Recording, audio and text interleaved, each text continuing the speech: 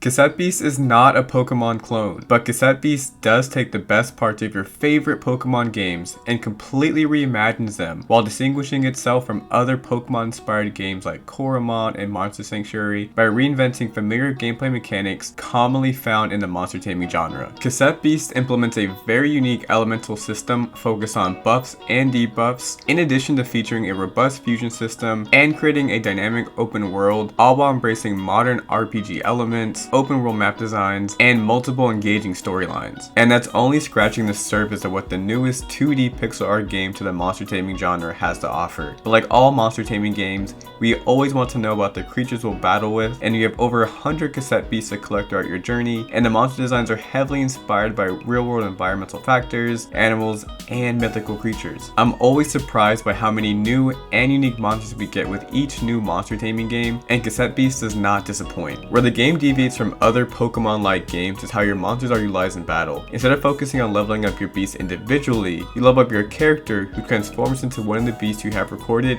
in your active party. But that's not the only fusing and transforming that you do in Cassette Beasts. You have several partner characters who take turns traveling the world with you, and throughout the story, you gain the ability to fuse with your partner who has transformed into a cassette beast. Any 2 of the 120 monsters can be fused, and over 14,000 fusions are waiting to be discovered. The strength of your fusion is impacted by your relationship with your partner, and the more you battle and travel with your partners, the stronger your fusion becomes. You can also evolve your cassette beasts by remastering your beast once it earns enough stars. Some monsters have evolution branches depending on your own battle preferences, and moves are represented with stickers that can be added and removed to mix up your cassette beast moves, and each cassette beast can have up to 8 stickers applied at one time. An essential part of navigating the world is recording cassette beasts with abilities you can use in the overworld. Some cassette beasts let you swim or glide, and others let you climb up mountains, and this integration of cassette beast abilities into your main character works really well with the fusion and transformation mechanics. You might also want to hunt for bootleg cassette beasts, which are monsters that don't just have a different element, they also have a new move pool to match. This means a monster may have access to a whole new selection of moves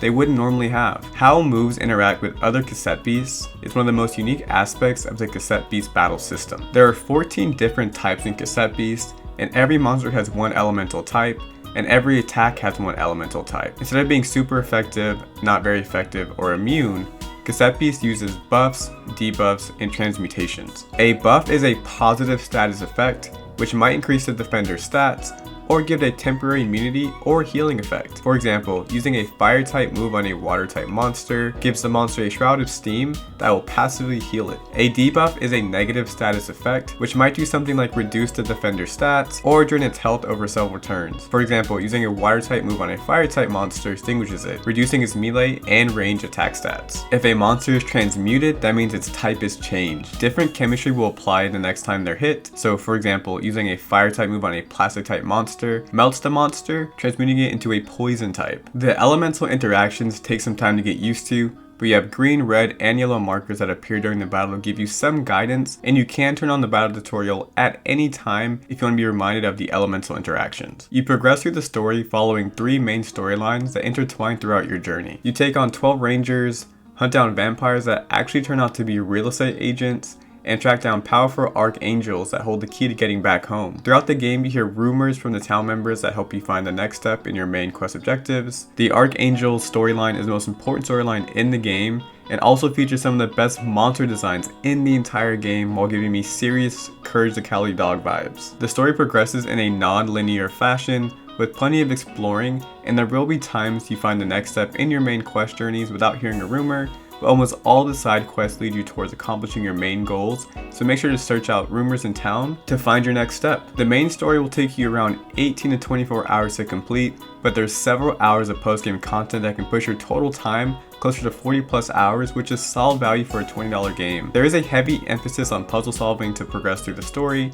and unlock hidden items throughout the game, but most of the puzzles are relatively straightforward. Once you've completed your game, you have access to several new game modes, including permadeath, randomizers, and defeat if game is over, which means if you do lose a battle and you're defeated, your entire game is over. And this significantly increases the replayability of Cassette Beasts. There are definitely a few other things worth calling out before we get to our final thoughts, and that includes the music, which is absolutely worth the call out. There are over 60 80s inspired songs featured on the soundtrack, so if you're someone who finds himself jamming to the music throughout your playthrough, consider picking up the OST as additional content or with the deluxe version of this game. Cassette Beasts also clearly features pixel art, so as always, if you're someone who's not a fan of pixel art, this may not be the game for you because it heavily influences the charm and overall feel of the game.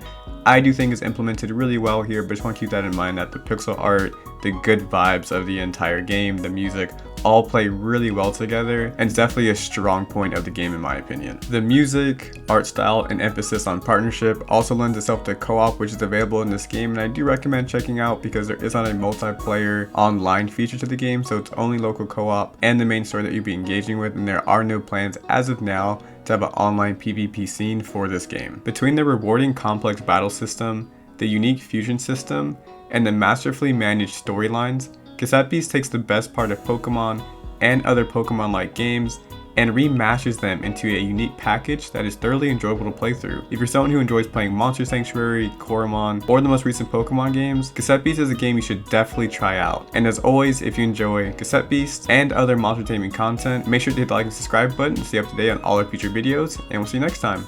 Bye everyone.